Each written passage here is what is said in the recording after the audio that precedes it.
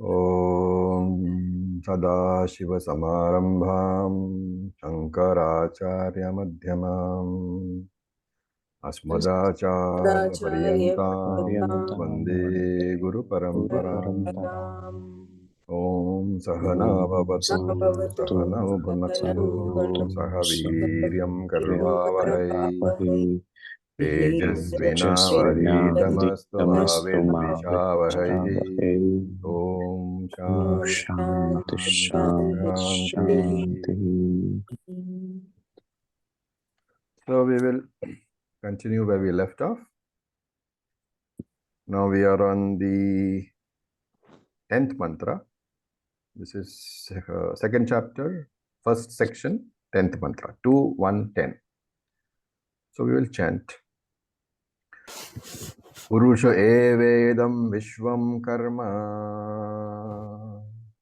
Purusha Purusha evam evedam vishwam Vishwam Karma karma tapo brahma paramritam tapo Tapo brahma Brahma paramritam Paramritam etadyo veda nihitam guhayam etadyo Etadyo veda Vedam nihitam guhayam Guhayam sovidya granthim vikaratiha somya. so O vidya granthim Vidyagrantham vikirati Vikarati somya. Somya. Okay, so first I'll just give you the word meanings and then we'll go into the discussion. So Purusha eva idam vishvam. So that first, that evedam is eva plus idam.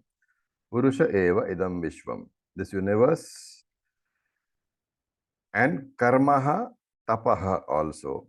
So you take the last two words idam vishvam, this universe, and karma, the universe consisting of what? Karmaha and tapaha. Tapa here is not austerity, it is upasana. So you have to say that idam vishvam, which has karma and upasana, and you have to add karma phalam and upasana phalam. Purusha eva is Purusha alone, is Brahman alone. And saha yaha veda. Saha yaha veda, one who knows this. Etat paramritam brahma. Etat is from the third line. Paramritam brahma, second line. So etat paramritam brahma, this immortal Brahman. And where is that Brahman? Nihitam guhayam. Nihitam is location, located. Guha is a cave, and the cave is taken as the heart. So we'll get into discussion on that. Nihitam guhayam, located in the heart. What happens to that person who knows this Brahman? Vikarati, destroys. What does it destroy? Avidya granthim, the knot of ignorance. Avidya grantha, it destroys. Where? Iha, here itself, in this world. He Somya, O pleasing one. This is the simple meaning, word meaning. And so let us see what it actually says. So in the first half of this mantra, the Guru is pointing out that Brahman Sahita Maya, Ishvara. Ishvara alone has created this universe. And we have to remember that whatever is the cause, that cause is present in the effect also. Like the gold, which is the cause of the necklace, is present in the necklace also. And if Brahman is the cause of the universe, then that Brahman is also in the universe. And that is why he says, Purusha evedam vishvam. The entire universe, Purusha eva, is just like Purusha, is non-different from Purusha. And Purusha here means Brahman, but Maya Sahita Brahman. Remember that we are talking about, the context is what? The context is creation. And therefore the creator cannot be pure Brahman who is Akarta Abhokta. Therefore Brahman here has to be Maya Sahita Brahman, which is Ishvara. And this Purusha, this Brahman, is called Paramritam Brahma.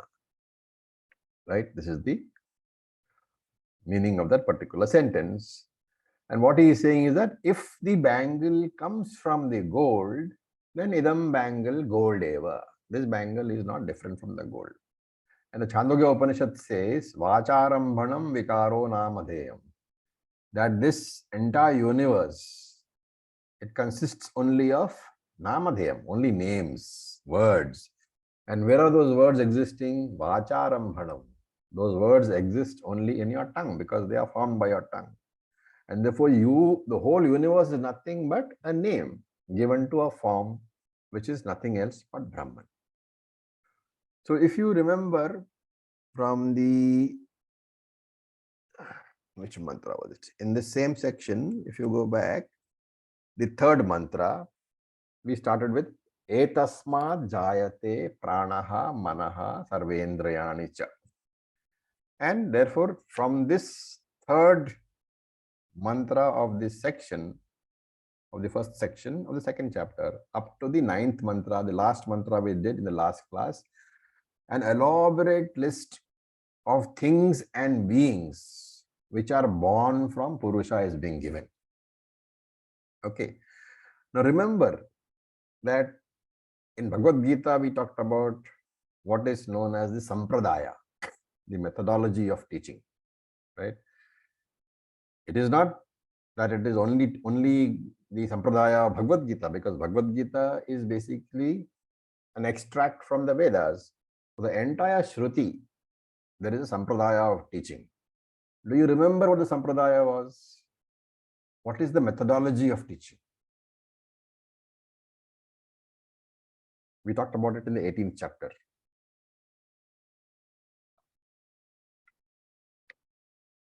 Anybody? Okay, nobody. Right. Yes, Jimmy. Acharya, Yes.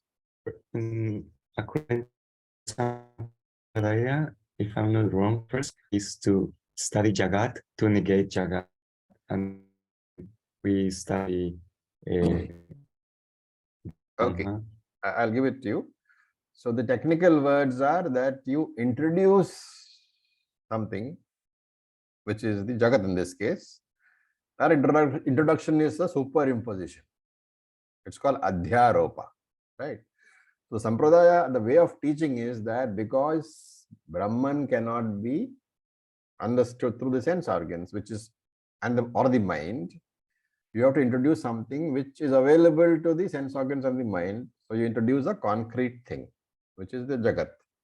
And that process of introduction of this Jagat is called Adhyaropa. Adhyaropa simply means superimposition. Why is it superimposition? Because at the end of the whole study, the Veda is going to say that the Jagat really doesn't exist. So what is existing now is a superimposition upon Brahman. And therefore, that is the way you introduce. You first put the superimposition. It's like the peel of an orange. You see the peel, you tear off the peel, and then you see the orange, the actual fruit. So why is this?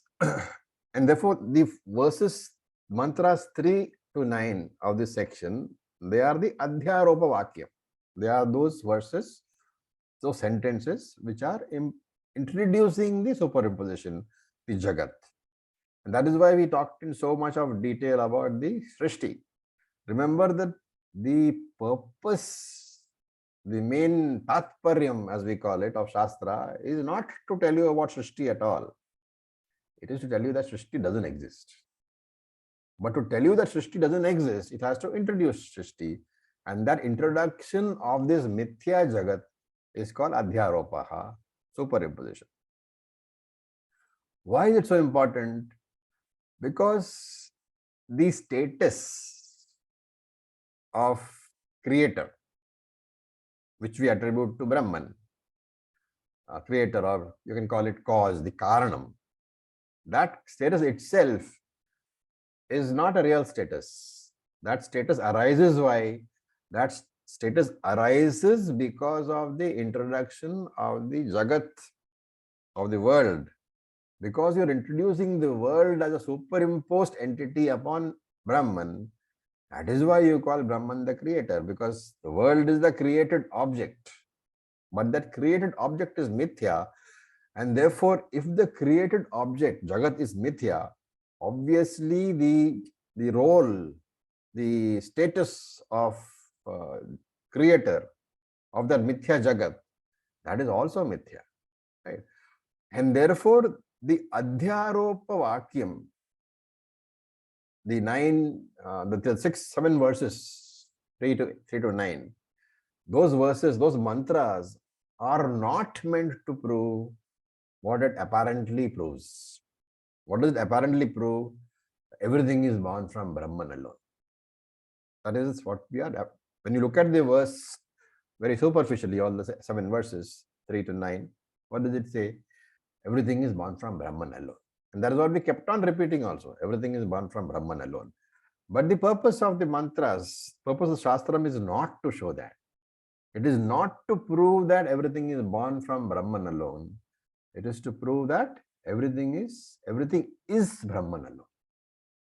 It is not to prove that everything is born from Purusha. It is to prove that nothing is different from Purusha. Everything is Purusha alone. That is the vision. In the vision of the Shastram or the Veda, remember, creation is mithya. Creation is due to ignorance, ajnana janyam. And therefore, Shastram's tatparyam, the essence, is not to prove, is not meant to indicate that the universe is born of Brahman. It is meant to indicate that universe is Brahman alone. There is no universe different from Brahman. Nothing exists but Brahman. And if you have introduced this Jagat to make us understand, which is the Adhyaropa Vakyam, the next part of this Sampradaya is that you have to do a Apavada Vakyam, negation. So first you superimpose and then you negate. Those 2 Vakyams are called Adhyaropa and Apavada. Adhyaropa means the superimposition, the Adhyasa. And Apavada means the negation. And therefore, in these 7 mantras, having done the Adhyasa, the Adhyaropa, now Shastram has to say that all that has to be negated. And therefore, you are beginning to have a Apavada Vakyam over here, the negation.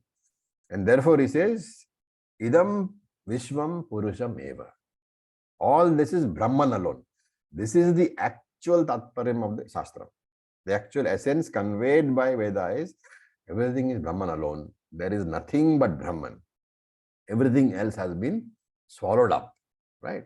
So this is what is meant by Sampradaya, Adhyasa Vakyam and Apavada Vakyam. This you should always remember. Without having this understanding, people get into long arguments about whether Shastram talked about airplanes in the past. And you'll see in Facebook, if you see, thousands of people have arguments about whether Shastram talked about nuclear fission in the past or not, about how everything attributable to is Shastram. That is not the purpose at all. The purpose is to show that everything is Brahman alone. And therefore he says all this that is born of Purusha, the statement that everything that is born of Purusha is now negated by saying that all this is Purusha alone. So Idam Vishwam negated. If Idam Vishwam is negated, what is left? Brahman alone is left. Purusha alone is left. Then the question arises, what is this entire universe which you are negating? So he says, Karma, Tapaha, Brahma, Paramritam. Okay, so karma means karma, and tapaha here means phalam. Therefore, karma, upasana, phalam. The entire universe is nothing but the phalam, the result of karma and upasana of millions of jivas. And the universe has been created only for one purpose, to enable this punyam and papam arising out of the various karmas and the punyam arising out of upasana.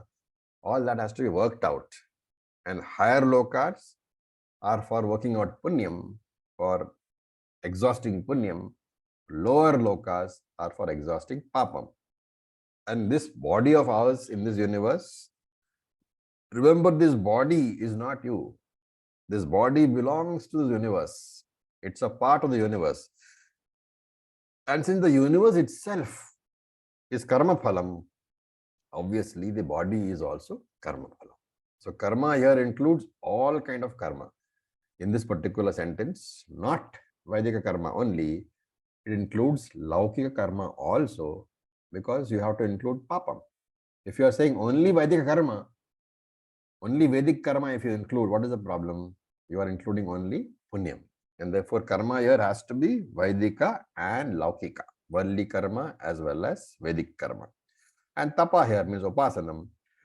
And Brahma, the word Brahma here it means Veda basically. Okay. When he says karma, tapa, Brahma, he is saying karma and tapa which appear in Brahma. And that Brahma is what? The Veda. So karma and tapa prescribed by the Veda, karma and upasana prescribed by the Veda. And by using the word Veda, he is indicating that an inquiry is to be done. What does the inquiry reveal? So a very beautiful little short sentence. Karma, tapo, brahma, paramritam, purusha. Okay. Karma, tapo, brahma, paramritam. Paramritam here means what? Purusha. And if you look at it, karma has karma phalam. Tapaha, upasana has upasana phalam. Both are prescribed by Brahma, the Veda. And therefore, if you want to understand how this world has been manifested or is being born or what it means, you have to inquire into Brahma, into the Veda. And once you inquire into the Veda, what is the ultimate revelation of the Veda? Paramritam only. Paramritam is Purushaha, the limitless, infinite Brahman. Okay. And this, therefore, he is talking about Paravidya, which we saw in Bhagavad Gita also. Paravidya. What does Paravidya reveal to us? It reveals to us Karanam and Karyam, the cause and the effect. And we saw that there are 4 aspects of the cause, the Karanam. What are they? Karanam Ekam. The cause is only one. Cause here is, of course, Brahman. Karanam Ekam is only one. Karanam Nityam. Karanam is eternal. Karanam Saram. Saram is the substance. So Karanam is the only substance. The Karyam, the product, does not have a substance because it is only Namarupa. And Karyam Satyam. Karanam Satyam. Karanam alone exists independently. So 4 features. Karanam Ekam. Karanam is one. Karanam Nityam. Karanam is eternal. Karanam Saram. Karanam is the only substance. Karanam Satyam. It exists independently. You can translate that into Brahma Ekam, Brahma Nityam, Brahma Saram, and Brahma Satyam. This is the 4 features of Brahman, of Karanam. And what are the 4 features of Karyam? This is very simple. You just reverse them. So Karyam is Anekam. It is multiple. Karyam is Anityam. It is temporary, not eternal. Karyam is Asaram. It is not a substance at all. It is only name and form. Karanam is Asatyam, which is Mithya. And therefore, if you depend upon the Karyam, the world, for security, you will face a problem. Because it's like sitting on a cardboard chair. The chair looks very beautiful. You can make it look like a beautiful chair by painting it and covering it with leather and whatnot. And it can do everything. It can be a piece of beauty in your house. But if you go to sit on the chair, you can imagine what will happen. And therefore, in this world, you can do everything, excepting depend upon the world for your security. What is the world useful for? This Karya Prapancha is very useful for entertainment.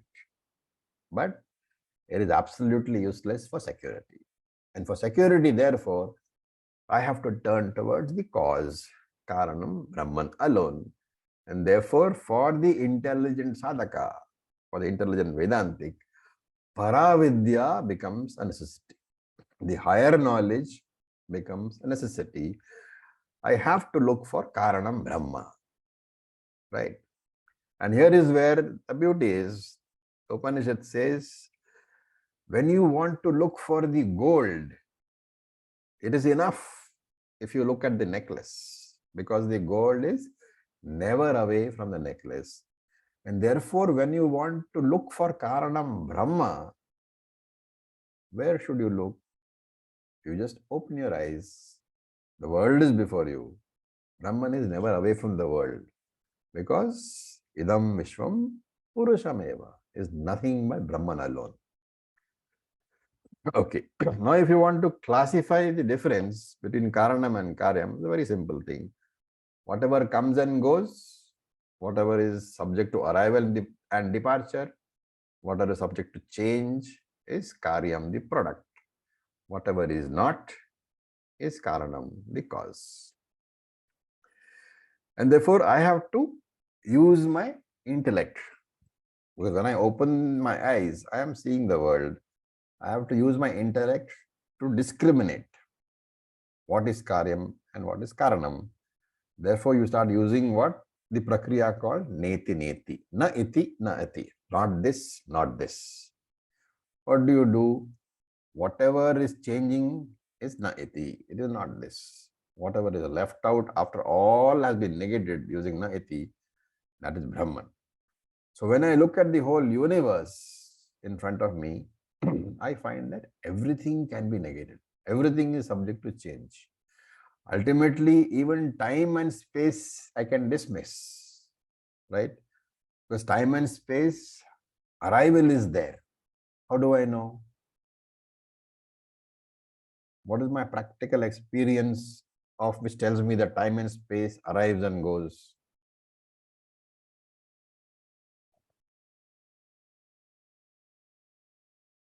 Getting up in the morning after sleep, Well, you need to... and even birth and death. Deep sleep. So, Sushupti Avastha, we're talking about, right? So, to that extent, both answers are correct. In Sushupti Avastha, there is no space and there is no time. When you go into Sushupti Avastha, time and space have departed. When you come out of Sushupti Avastha, time and space have arrived. And if you extend that to Jagrat Prapancha, you will know that in Jagrat Prapancha also, Deshakara, time and space is only a projection. Similarly with Swapna Prapancha also, with the dream world also. And therefore you negate everything in the world, including time and space. What is left out? What is left out must be the cause, the Karanam Brahman. But when I negate everything, when there's nothing left, right? If you have negated everything, including time and space, what is left? You say there is, that after Neti Neti is done completely, you are able to say there is nothing left, right? And therefore the question is this nothingness Brahman? Which is, the Shunyavadis say that is the ultimate. Buddhists will say that nothingness is the ultimate. But we say, who says there is nothingness? Who is the person who is telling that there is nothing? That nothingness is revealed by the consciousness principle, the witnessing principle, the Sakshi Chaitanya. Right? And then you can say, how is this possible? Because I am not able to see this Sakshi Chaitanya. I am not able to see this witnessing principle. And Vedanta says you will never be able to see. Because you are the Sakshi Chaitanyam. You are this witnessing principle. You can never see yourself. Just as you can, your eyes can never see themselves. Your eyes can see the mirror, and the image of the eyes in the mirror can be seen, but that is not the same as seeing the eyes. And the subject can therefore never see himself as an object. Therefore, after negating everything, I am aware that I, the person who is the negator, is left behind. That witnessing consciousness, that principle which negates, It is the Karanam Brahma. It is available only as I, not as the body, not as the mind, not as the intellect, only as the eternal witnessing principle, the Sakshi Chaitanyam. And therefore, you have to understand that Aham Brahmasmi, I am the experiencer, the witness of the world, the witness of time, the witness of space, and the witness of nothingness, and everything has been dismissed. And that Aham Ekaha, Aham Nityaha, Aham Saraha, Aham Satyaha. So when the body goes away, what happens? I am in a state which is very similar to Sushupti Avastha. In Sushupti Avastha, what is the speciality? I exist, but I have no experiences. And therefore, when my body goes away, I am in the same state. I exist. But in the absence of the experiencing medium, the body, I don't experience anything. And therefore, this mantra says, Etad yo Veda Nihitam Guhayam. The person, Etad yo Veda, person who knows this Brahman, which Brahman? Nihitam Guhayam. That Brahman which is sitting in your own mind as the witness of all the thoughts which are coming and going, and also as the witness of the absence of thoughts when there are no thoughts. So the difficulty here is because when thoughts are coming, we pay attention to the thoughts, but we ignore the consciousness because of which the thoughts are being revealed, right? It's like my putting up a hand and saying, what do you see? Right? And I do this in TTC all the time. I put up a hand and say, what do you see? What is the answer which you get? The answer is that we see your hand. And you ask, do you see anything else? Now you, after all these years of Vedanta study, would know the answer. But a newcomer will say, no, I see only you, or they'll say, I see this, the curtain behind you, or the seat behind you, or the hall behind you, all those things they'll say. But they'll never say what? The light. They never talk about the light, because of which they had this scene. It's the same thing here. When you are seeing the mind, the thoughts in your mind, you are focusing on the thoughts. But Vedanta says, for this exercise, you don't focus on the thoughts, but you focus on the consciousness because of which you are seeing the thoughts. And in your mind, therefore, there are two things. The thoughts, which is the reflecting medium, and the consciousness, which is the reflected entity.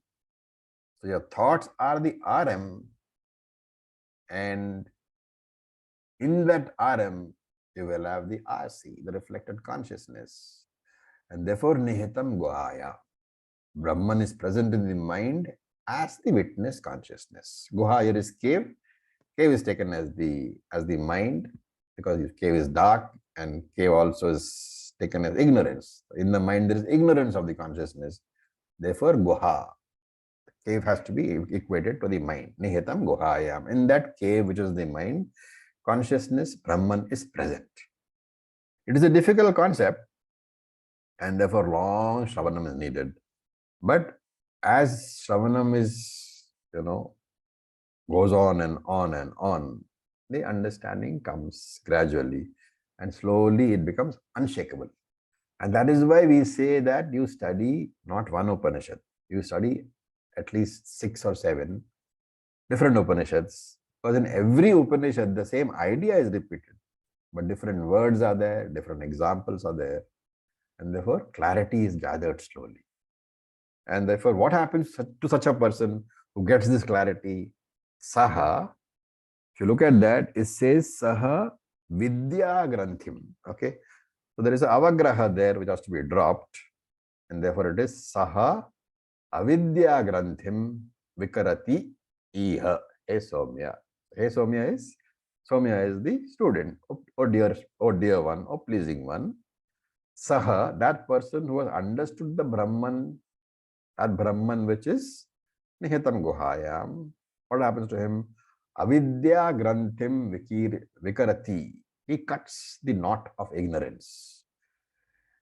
And a knot is thing which ties together, two things together, right? And Iha, the Iha is important. Why? Iha means in this life. While you are alive, this is the only time you can do this. Who knows in the next life what you will be, whether you'll be a human being having the opportunity or whether you'll be a cockroach, we don't know. Therefore, Iha is very important. Hence, because of this avidya, I have been claiming myself as the sharirams, three bodies. It is the ignorance which has tied me to these bodies. So that is avidya granthi. That ignorance is the knot, is the rope or the knot which has tied me to Sharira Trayam. And that knot is the Sharira Traya Abhimanaha, identification with the three bodies, which is born out of that ignorance. And that is why that knot is called Avidya Granthi, the knot which is made out of ignorance. Once you cut the knot, you are free from identification with the three bodies. When you don't identify with the bodies, you don't have mamakara, myself.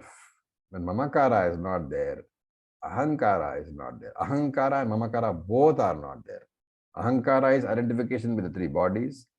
Mamakara is identification with everything outside you, is mine. So me and mine. Ahankara is me, mamakara is mine. When these two are gone, samsara is gone. And therefore, just here it is being said that remember your real nature all the time. Because if you remember your real nature as Brahman, then your life is like watching a dream. You know it, it looks like an entertainment to you, but yet you are not affected by it. And if you forget your real nature, then you convert your life into a burden. The Karya Prapancha does not give me any security at all. And therefore, the wise person here, he remembers that Karya Prapancha cannot give me security. If I need security, I need to go to Karana Paramatma, Brahman alone. Okay. Now, we are saying Idam Vishwam Sarvam Purusham Eva. So, there is one Purvapakshi, intelligent fellow. He raises a question based on this word, on this particular thing. Idam Vishwam Sarvam Purusham Eva. All this is nothing other than Purusha. This entire universe is nothing other than Purusha. So Purvapakshi gets up and says, no, there is a problem. Can you get that problem? What could the problem be in that sentence? Idam Vishwam Purusham Eva. This world is nothing but Brahman. Anybody?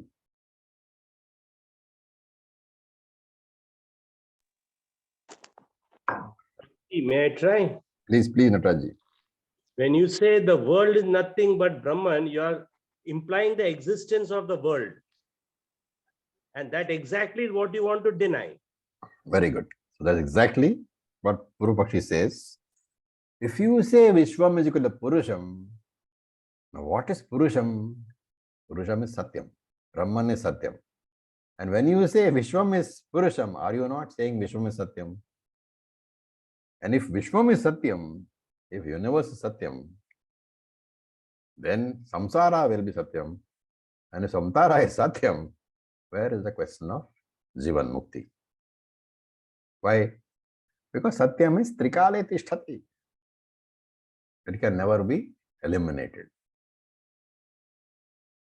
Right? And if you get up and say no, how do you say that Satyam cannot be eliminated? Real samsara, Satyam samsara can be eliminated. Is it not? What is the problem with saying that Satyam samsara can be eliminated? The problem is that if Satyam samsara can be eliminated, then Satyam Brahman can also be eliminated. So that argument is not tenable.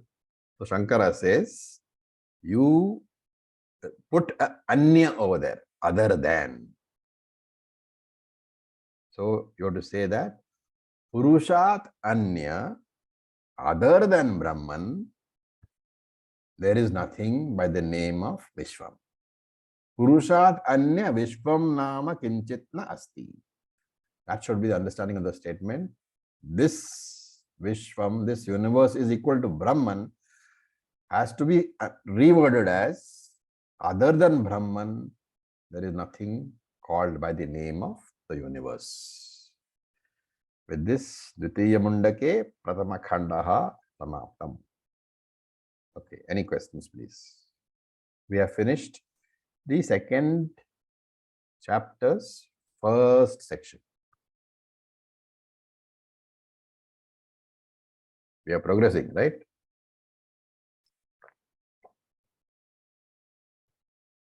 Okay.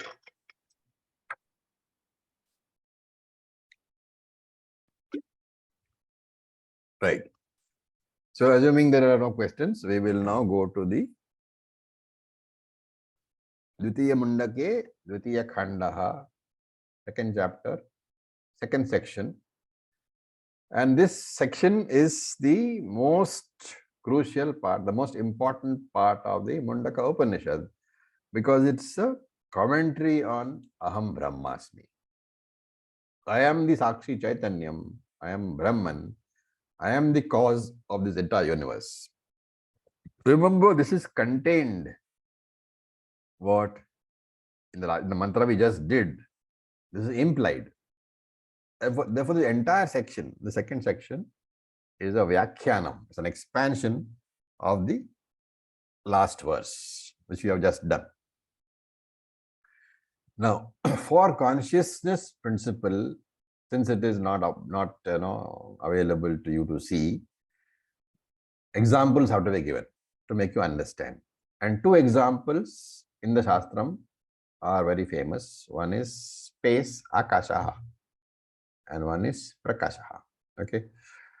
Now, Akashaha, space, is difficult to analyze, and a method is prescribed in Shastram of meditating upon the various aspects of Akashaha to understand space. So the theory is that if you meditate upon space, various features of space sufficiently, all-pervading, asangaha, etc. There are so many features of space.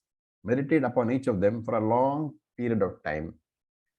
And with every meditation, because the features themselves are subtle, with every meditation, when your mind is struggling with the subtle feature, your mind is improving subtlety. The mind becomes sharp enough to understand subtle features. And once sufficient amount of meditation has been done, then the mind becomes subtle enough to appreciate the subtlest principle, Chaitanyam, consciousness. So that is the space meditation. The other example which is used is Prakashaha, that is light. Now, let us take the example of sunlight, Surya Prakasha, and try to understand various features on which we can meditate, right? Surya Prakasha, sunlight, is the revealer of everything in this world. People, objects, mountains, rivers, anything that you see, buildings, dogs, cats, human beings. Sunlight is the revealer of all these objects. In the presence of sunlight, I am able to see others. In the absence of sunlight, I am not able to see others. But generally, the sunlight is taken for granted, which is why when I give the example of the hand, normally if you say, if you go to, let us say, ashram and the TTC is there and you're asking somebody, what is in the hall? Somebody will list everything that is in the hall, every person in the hall, every table in the hall, every chair in the hall, every painting on the wall, but they will not list what? Sunlight. Surya Prakasha will not be listed. So that is the first feature. that Surya Prakasha or the Prakasha is the revealer of objects, but is itself usually not counted. Then Surya Prakasha is Ekam, is only one. Even though it reveals multiple number of objects, the light is Ekam, the light is only one. So you have what all? Prakashakam, revealer, Ekam, one. Then Surya Prakasha is Shukshmam, even though subtle, even though it is spread all over the hall, all over the world, that light, the sunlight, is not a tangible, concrete entity which you can touch. It is not physically possible to handle the sunlight. You cannot hold it. I cannot touch it. So it is Sukshmam, subtle. The third one. So we have done three. Prakashakam, revealer. Ekam, one. Sukshmam, subtle. Then it is Vyapakam, spreads all over, all pervading. Everywhere you see, sunlight is there. That's the fourth one. Then there is Asangaha. It is not affected by anything. It cannot be contaminated. That light falls on every object, including the Ganga. It falls on. It falls on the dirtiest gutter water also. It is falling on every object. It is associated with every object, but it is not polluted. It is not affected. If everybody in a hall leaves, the Surya Prakasha still remains. So it is not having any connection with the objects at all in the hall. It is linked to the objects. It's not linked to the objects at all. If the hall itself breaks, the Prakasha is still there. So you have Vyapakam, Asanga also, 5 so far. Then Akhandam. Akhandam means which cannot be divided. The sunlight cannot be divided. You cannot cut it. It is indivisible. And then it is Niranjanam. Anjana is impurity. Niranjana means not impure.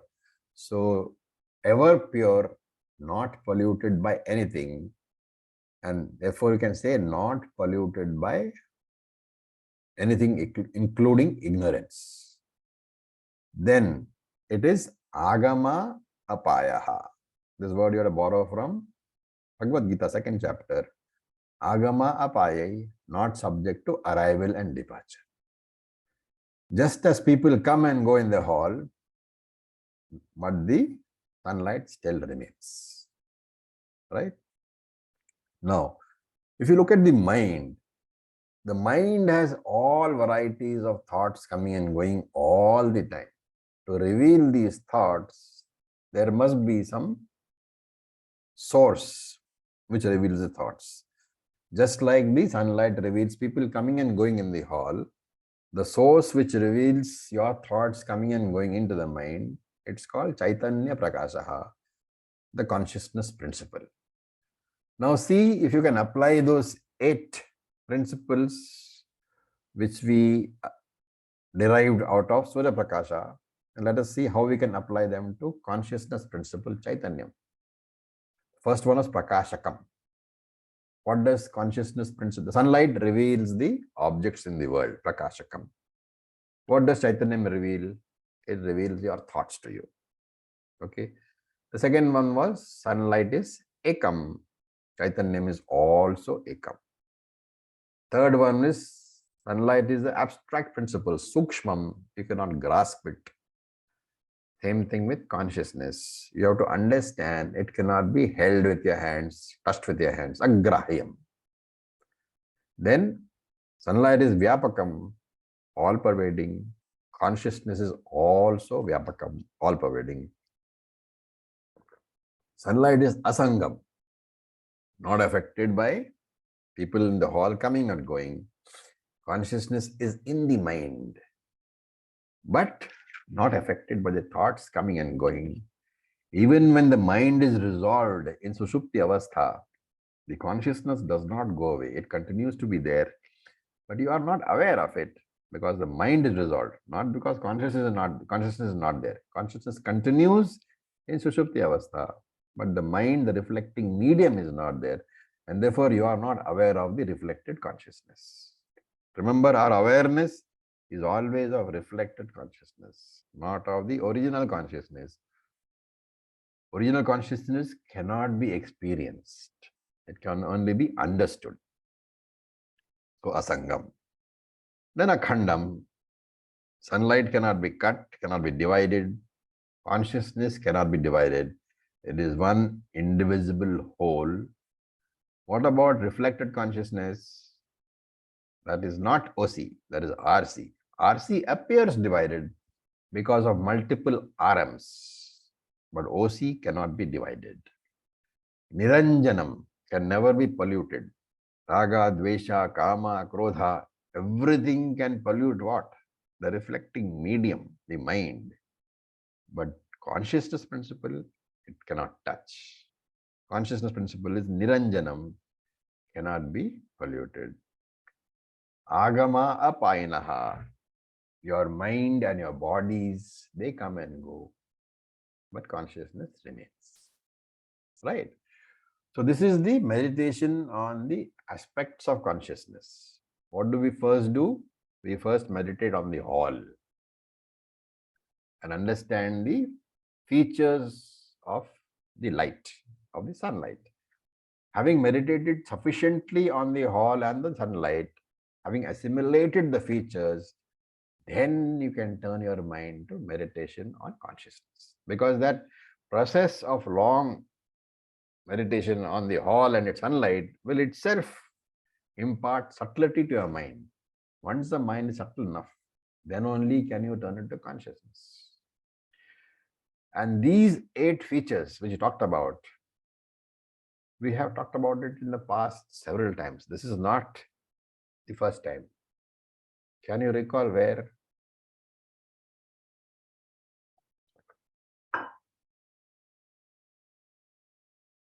Anybody? Second chapter Bhagavad Gita. As what specifically? What words?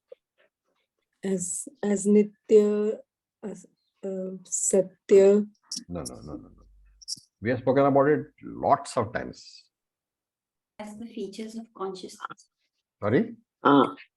Consciousness. No, Pooja, can you just say that again? As the features of consciousness. As the 5 features of consciousness. Part, not a product, not a property. All those you remember. Those 5 features are basically nothing else but these 8 features. And therefore, if you have to say where that 5 features came from, this is the derivation. From here it has come. And having meditated upon the mind and its features, the features of consciousness, you have to dismiss all of them. And then you come to the Sakshi Chaitanyam. And then you have to claim this Sakshi Chaitanyam as I, as Atma. I am that Sakshi Chaitanyam. That's the thing. One more thing has to be understood. That this Sakshi Chaitanyam, which is I, is none other than Jagat Karanam Ishvara. Once this is assimilated, then the knowledge available in your mind should be what? I am not a helpless creature in this world. I am the creator of the universe. This assimilation is called Jnana Nishtha. And to compare it to a dream state, just as on waking up, I have understood that the dream world was created by me alone. Right? When in Brahma Jnanam, I wake up to my own real nature. In the dream, I wake up to Jagrata Avastha. After having understood Atma Jnanam, Brahma Jnanam, I have woken up to my own real nature. And in the wake of that Jnanam, I have to admit to myself, own myself as the creator of this whole universe. Okay, any questions?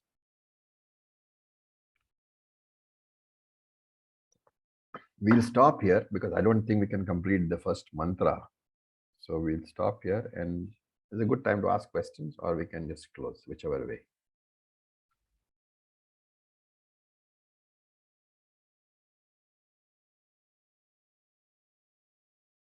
Chariji, when I claim myself as the creator of the universe, I am still mithya. No. Depending on which part you're claiming yourself as.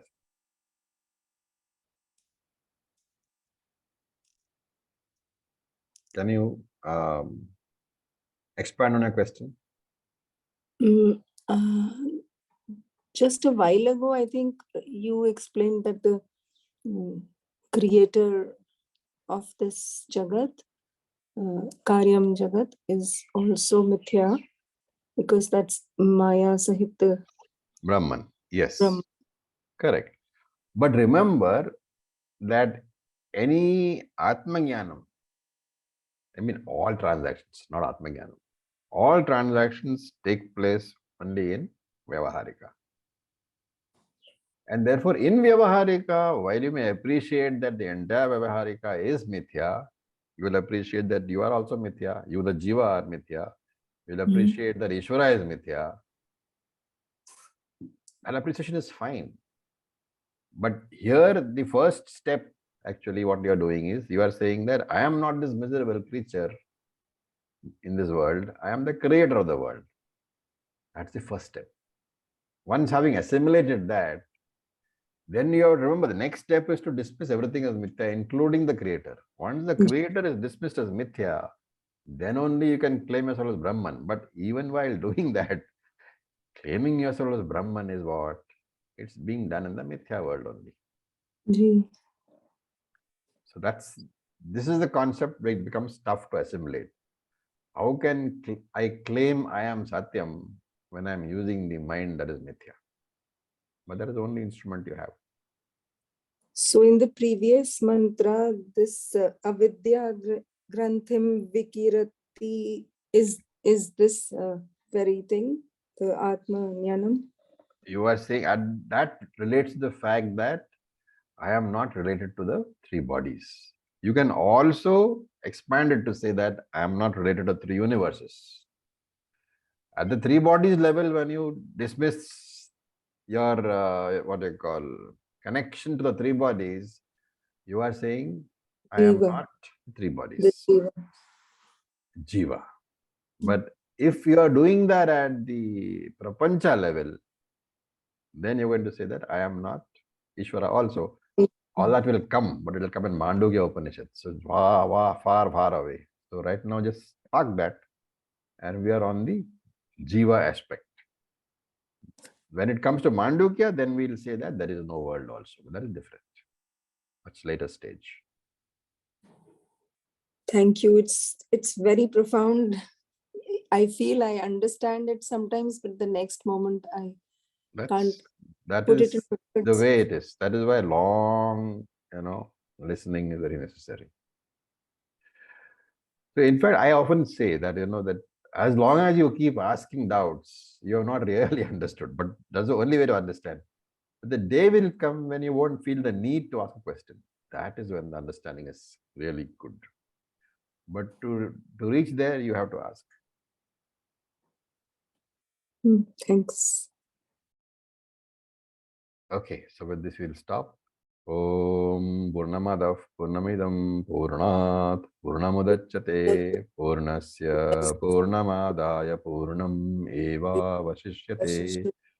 Om Shanti Shanti Shanti. Om Tat Sat. Om Namah Shivaya. Thank you for your patience. Om Om Om. Thank you, Ravi.